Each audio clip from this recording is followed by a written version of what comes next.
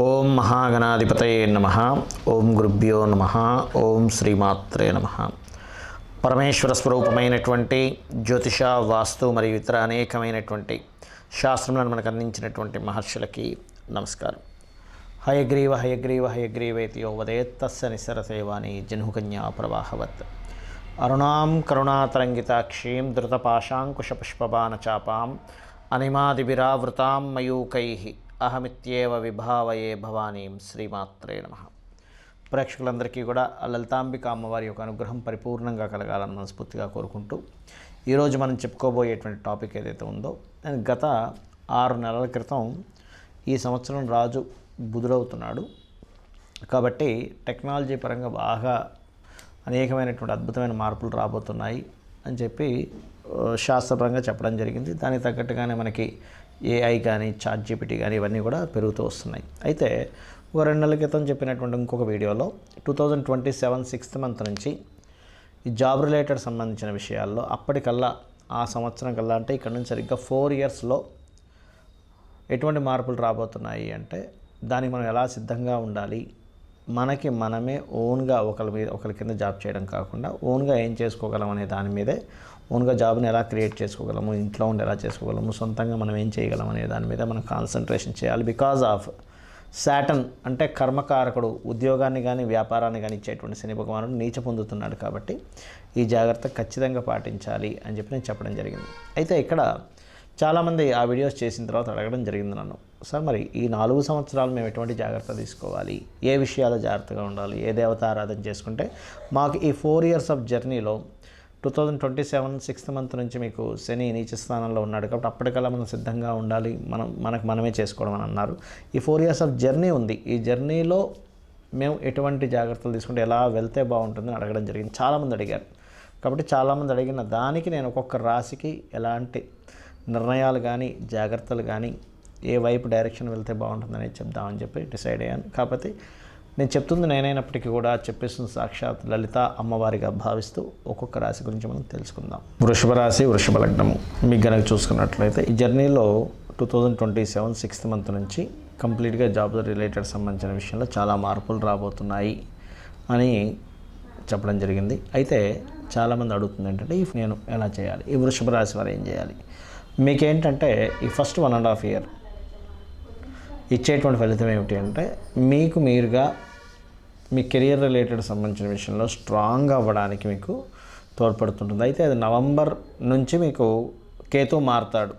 So ఎప్పుడైతే కేతు మారుతాడో ఈ కేతు మారినప్పటి నుంచి ఇంకొంచెం ఫలితాలు చాలా బాగుంటాయి, గుర్తుపెట్టుకోండి. ఎందుకంటే ప్రజెంట్ మీకు ఉన్నటువంటి కండిషన్లో 6th house కేతు ఉన్నాడు. సో నిత్యం చేసుకునేటువంటి వర్క్స్లో జాబ్స్లోని పర్టికులర్గా ఏంటంటే ఇక్కడ గమనించుకున్నట్లయితే ఈ కాంబినేషన్స్ ఏవైతే ఉంటాయో ఏదో ఒక ఆటంకాలు కలిగిస్తూ ఉంటాయి. కాబట్టి ఫస్ట్ మీరు చేయాల్సినటువంటిది గణపతి యొక్క ఆరాధన చేయండి. మీరు గణపతి యొక్క ఆరాధన ఎంత చేస్తూ ఉంటే అంత బాగుంటుంది, గుర్తుపెట్టుకోండి. అదేవిధంగా మరొక విషయం ఏంటంటే ఇక్కడ ఈ శని ఎప్పుడైతే మీకు 10వ స్థానంలో ఉన్నాడో ఇప్పుడు 10th హౌస్లో ఉన్న శని కానీ 11th హౌస్లో ఉన్న శని కానీ మీకు గుర్తుపెట్టుకోండి ఇంప్రూవ్మెంట్స్ ఇచ్చేటువంటి శాటర్న్ అవుతాడు, అందులో ఎటువంటి డౌట్ లేదు. సంవత్సరంన్నర వరకు 10వ స్థానంలో కుంభంలో సంచరిస్తుంటాడు మీ వృషభం వారికి, సంవత్సరంన్నర తర్వాత లాభంలో సంచరిస్తుంటాడు. సో శాటర్న్ యొక్క సపోర్ట్ కంప్లీట్గా ఉంటుంది, అందులో ఎటువంటి డౌట్ లేదు. మరి 2027 6th మంత్ నుంచి మేషంలోకి ఎంటర్ అవుతాడు కదండి, అది ఎల్నాడు శని అవుతుంది, మరలా అక్కడ నీచం పొందుతున్నాడు. ఎలాగా అంటే ఇక్కడ గుర్తుపెట్టుకోవాల్సిన విషయం ఏంటంటే ఆ టైంలో పర్టికులర్గా మీరు 2027కి ముందే మీరు ఏదైనా ఇన్వెస్ట్మెంట్ చేసుకోండి. 2027 6th మంత్కి ముందే ఇన్వెస్ట్మెంట్స్ అనేటువంటివి చేసుకోండి. దాని తర్వాత ఇన్వెస్ట్మెంట్స్ జోలికి వెళ్ళకండి. ఈ జాగ్రత్త ఫస్ట్ తీసుకోండి. ఎటువంటి ఇన్వెస్ట్మెంట్స్ అయినా దానికన్నా ముందే చేయండి. బికాజ్ ఆఫ్ ఇక శాటర్న్ ఇన్వెస్ట్మెంట్స్ హౌస్లో నీచ స్థానంలో ఉన్నప్పుడు ఏమవుతుంటుందంటే అనవసరమైనటువంటి అంటే పెద్ద మొత్తంలో ఏదో ఇన్వెస్ట్మెంట్ చేయడం, దాని ద్వారా టెన్షన్ ఇస్తూ ఉంటాడు. కాబట్టి మీరు ఈ 4 years ఈ రకంగా ప్లాన్ చేసుకోండి. అలాగే మరొకటి ఏంటంటే ఈ నవంబర్ తర్వాత నుంచి ఈ రాబోయే 4 years కూడా పర్టికులర్గా ఏంటంటే ఏదైనా లోన్స్ లభిస్తాయి మీకు. శాటర్న్ లోన్స్ లభించేటువంటి దాంట్లో ఉంటాడు ఫస్ట్ 1.5 yearలో. కాబట్టి మీరు ఓన్గా ఏదైతే మీరు ఎస్టాబ్లిష్ చేసుకుందాం అనుకుంటారో పర్టికులర్గా మీ రాశి వారికి ఎటువంటి వాటి మూలంగా వస్తుంది అంటే మీ పర్సనల్ చార్ట్లో ఉండేటువంటి ధనాధిపతి దట్ ఈస్ డిఫరెంట్ కేస్. కానీ కామన్గా అంటే వృషభ లగ్నం ఆరు వృషభ రాశిలో పుట్టాము దేనివల్ల అంటే ఒకటి క్రియేటివ్ రిలేటెడ్ వాటి మూలంగా గుర్తుపెట్టుకోండి. క్రియేటివ్ రిలేటెడ్ బిజినెసెస్లో any creative related, art related, writing related, అంటే ఏదైనా మనకి రైటర్స్ వాళ్ళు వీళ్ళు ఉంటారు ఆ రిలేటెడ్ సంబంధంగా, మెడికల్ రిలేటెడ్ గుర్తుపెట్టుకోండి ఆరోగ్యానికి సంబంధించింది. బికాజ్ ఆఫ్ మీకు 2nd and 5th లార్డ్ ఒకరే అయ్యారు కాబట్టి medical related, any marketing related వీటికి సంబంధించింది మీరు కనుక ఏదైనా సరే మీరు ఎస్టాబ్లిష్ చేసుకుంటూ వెళ్తున్నట్లయితే 100% మీరు సక్సెస్ అయ్యేటువంటి ఛాన్సెస్ పెరుగుతుంటాయి. మరి మీరు ఫైనాన్షియల్గా ఎదగాలి అంటే మీరు చేయవలసింది ఏమిటి? నవగ్రహాల్లో పర్టికులర్గా శుక్రుడు, శని ఈ 2 గ్రహాల దగ్గర దీపారాధన చేయండి. చేసి ఒక 9 ప్రదక్షిణాలు చేసుకుని అదే ఆలయంలో ఉన్నటువంటి అమ్మవారి దగ్గరికి వెళ్ళి ఒక తీపి పదార్థాన్ని ఏదైనా అమ్మవారికి సమర్పించి దాన్ని ప్రసాదంగా తీసుకొని నలుగురికి పంచండి. అన్ని విధాలా బాగుంటుంది. ప్రధానంగా ఇక్కడ చాలామంది అడుగుతున్నది ఇంకోటి ఏంటంటే ఎన్ని రోజులు చేయాలి ఏ రెమెడీ అయినా, ఎన్నిసార్లు చేయాలి? ఇప్పుడు నేను మీకు మీ రాశిరీత్యా ఈ ఫలానా ప్రక్రియ చేయండి అని చెప్పాను. అయితే ఇక్కడ చాలామందికి రాశి లగ్నం తెలియని వాళ్ళు కూడా ఉంటారు. వాళ్ళు ఏం చేయాలి అంటే సింపుల్గా ఏమీ లేదు. వాళ్ళందరూ కూడా చేయవలసినటువంటిది శనివారాలు గుర్తుపెట్టుకోండి. సాటర్డేస్ పర్టికులర్గా సాటర్డేస్ లేదా బుధవారాలు లేదా శుక్రవారాలు, బుధ శుక్ర శని ఈ 3 గ్రహాలకి దీపారాధన చేయండి. ఇది మీకు లైఫ్ లాంగ్ ఒక మంచి రెమెడీగా పనిచేస్తుంది. ఏది నాకు డేట్ ఆఫ్ బర్త్ లేదు, టైం లేదు, నా రాశి నక్షత్రం ఏమీ తెలియదు అనేటువంటి వారు. అలాగే ఈ రెమెడీస్ ఏవైతే ఉంటాయో ఎప్పుడు గుర్తుపెట్టుకోండి కంటిన్యూస్గా చేయండి. ఏదో ఒకరోజు చేశాను, 2 రోజులు మానేశాను, మళ్ళీ 4 రోజులు చేశాను అనుకుంటే మీకు అది ఆ రెమెడీ ఎట్టి పరిస్థితుల్లో పని చేయదు. గుర్తుపెట్టుకోండి. ఇక మూడో విషయం ఏంటంటే ఇక్కడ ఫైనాన్షియల్ గ్రోత్కి లలితా సహస్రనామాల్లో ఓం సంపత్కరీ సమారూఢ సింధుర వ్రజ సేవితాయై నమః అనేటువంటి నామం రెగ్యులర్గా చేయండి.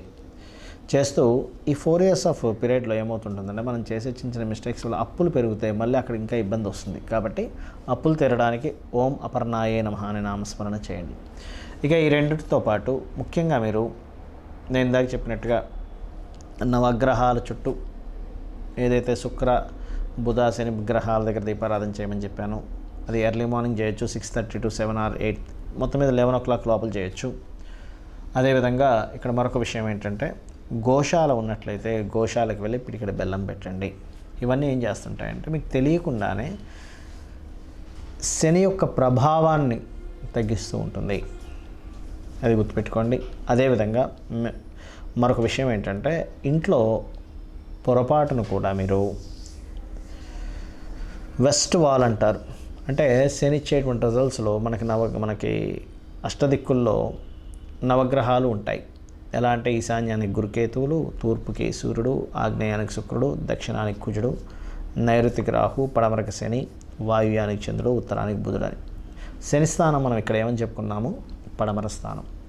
ఈ పడమర భాగంలో పొరపాటున మీకు ఏదైనా బాత్రూమ్స్ కానీ ఉంటే వెస్ట్ సెంటర్లో ఫస్ట్ దానికి చుట్టూ ఒక చిన్న బ్రాస్ పట్టీ లాంటిది వేయండి. ఎందుకంటే ఇక్కడ మనం అన్ని వేస్ నుంచి మనం శని యొక్క ప్రభావం బాగుండేలా చూసుకోవాలి. అలాగే రెండవ విషయం ఏంటంటే మీరు లైఫ్లో గెయిన్స్ అండ్ ప్రాఫిట్స్ బాగా రావాలి మీ లైఫ్లో. ఎందుకంటే ఈ 4 years ఆఫ్ పీరియడ్లో మీరు మీకంటూ సొంత ప్రపంచాన్ని సొంతంగా క్రియేట్ చేసుకోబోతున్నారు. మీ ఓన్ వరల్డ్, ఎవరి మీద ఆధారపడకుండా. కాబట్టి ఏంటంటే ఇది క్రియేట్ చేసుకోవాలంటే ఫస్ట్ మీరు బెనిఫిట్ జోన్స్లో ఉండాలి ఎప్పుడు ఇంట్లో. అంటే బెనిఫిట్ జోన్స్ మీరు చేసే ఎఫర్ట్స్ కంటిన్యూ అవుతూ మీరు చేసేటువంటి ఎఫర్ట్ ఏదైతే ఉంటుందో అది సక్సెస్ అయ్యే జోన్లో ఉండాలి. అందుకని మీరు ఏం చేస్తారంటే మీ యొక్క గృహంలో నైరుతి బెడ్రూమ్ ఉంటుంది. మీ అందరికీ తెలుసు మాస్టర్ బెడ్రూమ్ అంటూ ఉంటారు. దాంట్లో వెస్ట్ వాల్ ఉంటుంది. వెస్ట్ వాల్ పడమర గోడ. వెస్ట్ వాల్ దగ్గర కూర్చొని మీరు చేసేటువంటి వర్క్స్ ప్రతిదీ కూడా చేయండి. అదేంటంటే డిజైర్స్ పాయింట్ అంటారు. ఆ వెస్ట్ వాల్కి నైరుతి బెడ్రూమ్లో ఉన్న వెస్ట్ వాల్కి పర్టికులర్గా మీరు ఒక ఎల్లో కలర్ షీట్ మీద మీరు ఈ 4 years ప్రణాళిక ఏమిటి, ఏం చేయబోతున్నారు, because of that is the point of desires point అంటారు. దాని మీద చాలా క్లియర్గా రాయండి. చాలా స్పష్టంగా ఫస్ట్ పేపర్ మీద రఫ్గా రాసుకొని దాని తర్వాత దాన్ని క్లియర్గా రాయండి. రాసి పెట్టుకోండి.